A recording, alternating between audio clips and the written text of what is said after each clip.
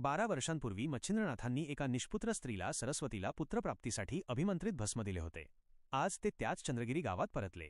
त्यांनी सरस्वतीला हाक मारून त्या भस्माबद्दल विचारले. सरस्वती घाबरली आणि म्हणाली की तिला विश्वास नसल्यामुळे तिने तो प्रसाद भस्म एका गोवराच्या ढिगाऱ्यात टाकून दिला. मच्छिंद्रनाथांना वाईट वाटले, पण त्यांनी ढिगाऱ्याकडे पाहून अत्यंत प्रभावी आवाजात हाक मारली, हे प्रतापवंता हरिनारायणा सूर्यसुता, तू गोवरात राहिलास म्हणून आजपासून तुझे नाव गोरक्ष. बाहेर निघ.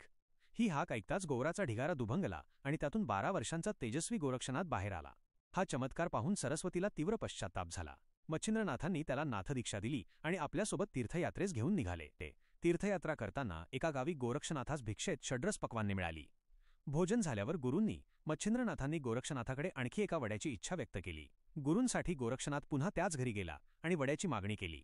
घरधणीने त्याची परीक्षा घेण्याचे ठरवले आणि म्हणाली, वडा हवा असेल तर मला तुझा एक डोळा दे. गोरक्षनाथाने क्षणभरही विचार केला नाही.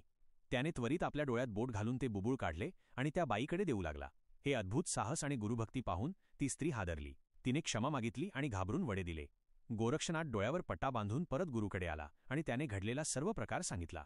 मच्छिंद्रनाथांनी गोरक्षनाथाचे ते बुबुळ घेतले, मंत्राने ते डोळ्यात बसवले आणि त्याचा डोळा पूर्ववत केला.